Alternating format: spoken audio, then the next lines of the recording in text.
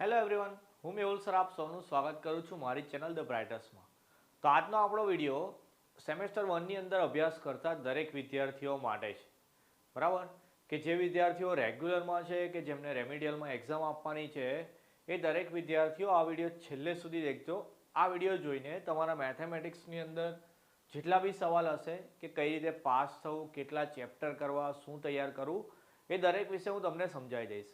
બરાબર, તો જે લોકો નવા છે સૌથી પહેલાં ચેનલને સબસ્ક્રાઈબ કરી દેજો અને આ વિડીયો મેક્સિમમ શેર કરજો. જીટીયુમાં અભ્યાસ કરતા દરેક વિદ્યાર્થીઓ મેથ્સમાં પાસ થઈ જાય એના માટે જ હું આ વિડીયો બનાવેલો છે. બરાબર, તો સૌથી પહેલાં એ કહી દઉં કે આપણી જે જીટીયુની એક્ઝામ હોય છે, જીટીયુની એક્ઝામ જે લેવાય છે કે જેમાં આપણું 70 માર્કનું પેપર પૂછાતું હોય છે મેથ્સની અંદર. બરાબર, કે 70 માર્કમાંથી જો તમારા 23 માર્ક આવે મિનિમમ તો તમે પાસ થઈ જાઓ. બરાબર, મેથ્સમાં પાસ થઈ જવું ઘણા બધા વિદ્યાર્થીઓનું સપનું હોય છે અને એવા છોકરાઓનું ખાસ કે જેમને મેથ્સ બહુ જ વીક હોય છે અને જે લોકો ઇવન સેમેસ્ટર 1થી ખાસા બધા આગળ થઈ ગયા હોય તે છતાં મેથ્સ 1ની અંદર એમની બેકલોગ રહી ગયેલી હોય છે. બરાબર, તો આજનો આ વિડીયો દેખજો. મારી ચેનલ પર તમે નવા હોય તો મેથ્સના જેટલા બી વિડીયો છે હું તમને કહી દઈશ કયા કયા વિડીયો દેખવાના તમારે અને કઈ રીતે તૈયારી કરવાની છે, તો તમે 110% મેથ્સની અંદર પાસ થઈ જશો. ઓકે, તો આ વિડીયોમાં તમને એવું બતાવી દઉં કે જીટીયુનું પેપર જે હોય છે એની પેટર્ન કઈ રીતની હોય છે. થોડીક મહેનત કરીને હું અહીંયા આખા પેપર સ્કીમ મતલબ કે એની બ્લુપ્રિન્ટ કઈ રીતની છે એ બધું અહીંયા લખી દીધું. બરાબર, તો આપણો જે પહેલો ક્વેશ્ચન હોય છે કે જેમાં 14 માર્કના એમસીક્યુ પૂછાતા હોય છે, તો કયા ચેપ્ટરમાંથી કેટલા એમસીક્યુ પૂછાય એ જોઈ લઈએ પહેલાં. તો પહેલા 4 એમસીક્યુ જે છે એ ચેપ્ટર નંબર 1થી પૂછાય છે. ઓકે, એના પછીના 3 એમસીક્યુ ચેપ્ટર નંબર 2માંથી અને પછી 2 એમસીક્યુ ચેપ્ટર નંબર 3માંથી, 2 એમસીક્યુ ચેપ્ટર નંબર 4 અને છેલ્લા 3 એમસીક્યુ ચેપ્ટર નંબર 5માંથી પૂછાતા હોય છે. આ પેટર્ન ફિક્સ છે. બરાબર, પહેલું જે ચેપ્ટર છે આપણું નિશ્ચાયક વિધેય અને લઘુગુણક, એમાંથી 4 એમસીક્યુ પૂછાય. ત્રિકોણમિતિમાંથી 3 પૂછાય, વેક્ટરમાંથી 2, કોર્ડિનેટ જ્યોમેટ્રીમાંથી એટલે કે યામભૂમિતિમાંથી 2 પૂછાય અને લક્ષમાંથી આપણા પૂછાય છે 3. હવે એમસીક્યુ તો હું પછી કહીશ તમને. બરાબર, કારણ કે એમસીક્યુમાં કેવું છે કે રિપીટેડ એમસીક્યુ બહુ રેર એવા હોય. બરાબર, કે હું તમને એવું કહી ના શકું કે આ જ એમસીક્યુ પૂછાશે. હા, એવું જરૂર કહી શકું કે આ ટાઈપનો એમસીક્યુ કરવાનો અને એમસીક્યુનો એક વિડીયો બનાવીશું, અત્યારે રેડી નથી. જેવો એમસીક્યુનો વિડીયો આવશે તમે નોટિફિકેશન ચાલુ જ રાખજો. એમસીક્યુનો વિડીયો આવે એટલે 14માંથી 8 કે 9 એમસીક્યુ તમને આપી દઈશ કે આ જ રીતના પૂછાશે. બરાબર, તો એમસીક્યુની પછી વાત છે. મેં એવું કહું છું કે એમસીક્યુ સિવાય પાસ થઈ જાય એની તૈયારી કરવાની છે. ઓકે, ચલો ક્વેશ્ચન નંબર 2 છે આપણો કે જેમાં એ આવે છે પાર્ટ કે જેમાં કોઈ પણ બે એટલે કે એની 2 ક્વેશ્ચન લખવાના છે. 6 માર્કના પૂછાય, એનો મતલબ કે 3 માર્કના 3 દાખલા આપેલા હોય, 2 ગણવાના છે. પહેલા 2 છે ચેપ્ટર નંબર 1માંથી છે અને એક ચેપ્ટર નંબર 2માંથી એટલે કે ત્રિકોણમિતિમાંથી પૂછાય. 10મામાંથી અભ્યાસ કરીને આજે આપણે ડિપ્લોમામાં એટલે ત્રિકોણમિતિ આઈ થિંક થોડું ટફ લાગતું હોય બધાને. 10મામાં બી ત્રિકોણમિતિ હોય છે પણ ઘણા બધા છોકરાઓ થોડું સ્કીપ કરી દે છે. બરાબર, કે નથી લખતા ત્રિકોણમિતિના દાખલા. તો અહીંયા બી તમે એવું કરી શકો છો. કઈ રીતે એ કહું, ચલો ક્વેશ્ચન નંબર 2 એ છે કે એમાં કોઈ બી 2 દાખલા ગણવાના. તો પહેલા 2 આપણને ચેપ્ટર નંબર 1માંથી જ આવે તો તમે ચેપ્ટર નંબર 1 પાક્કું કરી દો તો તમારે ત્રિકોણમિતિનો દાખલો ગણવાની જરૂર નથી. એ તમારા 6 માર્ક ક્લિયર થઈ જાય. ક્વેશ્ચન નંબર 2 એમાં સેમ વસ્તુ ક્વેશ્ચન નંબર 2 છે.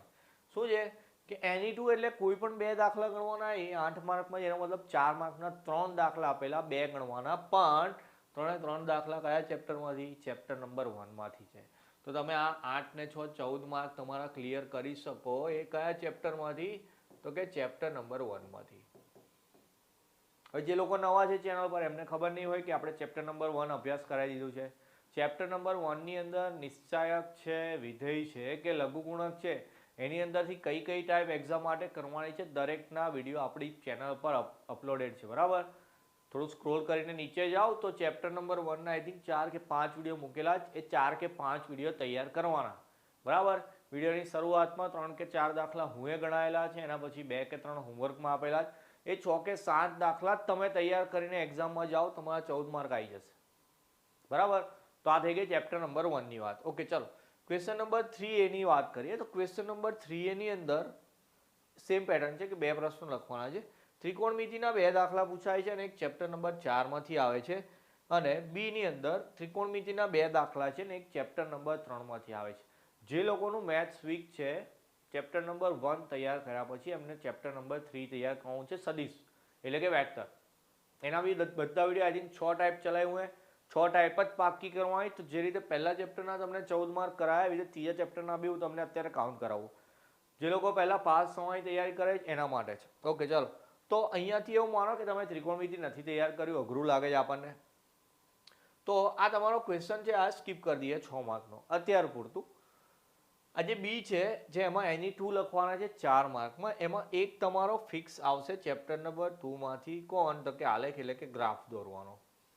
તો હું તમને ગ્રાફ શીખવાડ્યો છે એકદમ સહેલી મેથડથી, એનો વિડીયો અપલોડ કરેલો ચેપ્ટર નંબર 2 ની અંદરથી. એક આ ટાઈપ કે જે લોકો ભલે ત્રિકોણમિતિ નથી કરવાના, એમને આલેખ તો કરવાનો જ છે, બરાબર. તો એ 4 માર્ક તમારા ક્લિયર થઈ જાય અને ચેપ્ટર નંબર 3 ની જે 6 ટાઈપ ચલાવી છે એમાંથી એક 4 માર્કનો આવશે, તો તમે અહીંયાથી 8 માર્ક ગેઇન કરી શકો છો, બરાબર. આ 6 ને આપણે અત્યારે નથી ગણતા, બરાબર. આપણે એટલી બધી તૈયારી નથી કરી. તો જેને તૈયારી કરી હશે, ચેપ્ટર નંબર 2 ની બી હું ટાઈપ અપલોડ કરી છે, બધી કરવાની છે. પણ જેને અઘરું લાગે છે એને ખાલી ગ્રાફ તૈયાર કરવાનો, પણ ચેપ્ટર નંબર 1 ને 3 આખું કરવાનું. ઓકે ચાલો, તો ક્વેશ્ચન નંબર 2 અને 3 માંથી હું 14 ને 8 22 માર્ક ક્લિયર કરાયા. નેક્સ્ટ જોઈએ, ચાલો ક્વેશ્ચન નંબર 4A.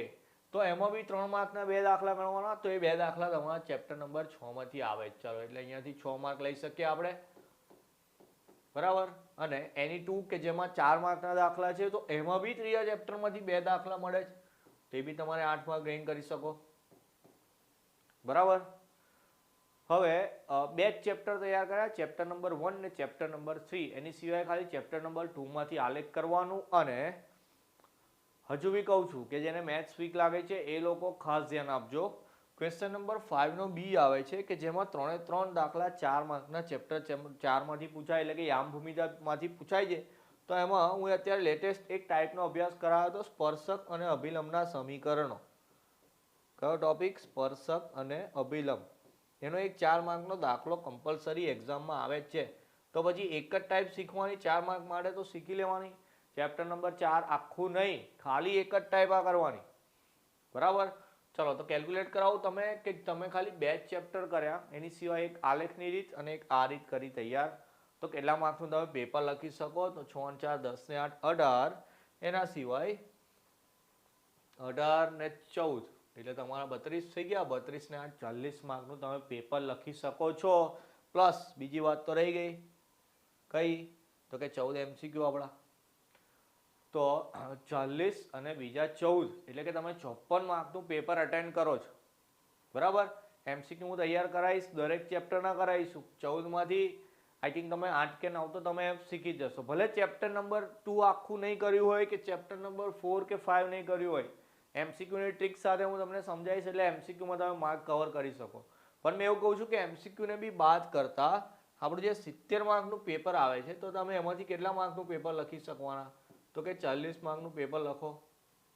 હવે આખા સેમેસ્ટરની અંદર 2 ચેપ્ટરની તૈયારી કરી હોય તો ટાઈમ પૂરતો મળવાનો, તો 2 ચેપ્ટર કરવાના તો એવા પાક્કા કરવાના કે તમે 40 માર્કનું લખો તો કપાઈને 5 કે 7 માર્ક કપાય. મેં તો કહું ચાલો 10 માર્ક કપાય ભૂલ પડીને, તો બી તમે 30 માર્ક તો લાવી જ શકો 40 માંથી. 2 ચેપ્ટરમાંથી લાવવાના એટલે ઓફકોર્સ લાવી જ દેવાય. તો તમે 30 માર્ક તો ઓલરેડી લઈ આવો તમે, પ્લસ MCQ કરવાના, તો ભાઈ 23 માર્ક કેમ ના આવે? પાસ કેમ ના થવાય મેથ્સની અંદર, બરાબર. તો આજના વિડીયો પરથી મેં તમને એટલું જ કહેવા માંગુ છું કે મેં ચેનલની અંદર જે કન્ટેન્ટ અપલોડ કર્યા છે ચેપ્ટર નંબર 1 ના, 3 ના, ઇવન 2 ને 4 ના, એટલે ચેપ્ટર નંબર 1 થી 4 હું સ્ટડી કરાવી દીધું તમને. એની અંદર મેં એવા જ કન્ટેન્ટ લીધા છે કે તમારે પાસ થવા માટે બહુ અગત્યના છે, બરાબર. તો જેટલી બી ટાઈપ તમને શીખવાડી જેટલી ટાઈપ તમે વારંવાર પ્રેક્ટિસ કરો. મેં તો કહું 5 કે 6 દાખલા વિડીયોમાં હોય, એ 5 ને 6 જ ગણવાના. 7મા દાખલા વિશે વિચારવાનું નહીં. એ 5-6 પાક્કા કરી દેશો તો એક્ઝામમાં તમને 110% પાસિંગની ગેરંટી મારા તરફથી છે, બરાબર. તો આજનો વિડીયો એના માટે જ હતો કે મેથેમેટિક્સની તૈયારી આપણે કઈ રીતે કરવાની છે, બરાબર. 10મામાં બોર્ડ હતું તો આપણે બહુ મહેનત કરી હોય, કોઈકને એવું હોય કે બહુ મહેનત કર્યા છતાં બી માર્ક ના મળ્યા હોય, તો કંઈક ને કંઈક તમારી ભૂલ થઈ હશે, બરાબર. તો હવે હું તમને બતાવું છું કે મહેનત બી કેવી રીતે કરવાની છે. એવું નથી કે 8-10 કલાક વાંચીએ, 8-10 કલાક મેથ્સ કરીએ દિવસમાં તો મેથ્સમાં સારા માર્ક આવે, એવું નથી.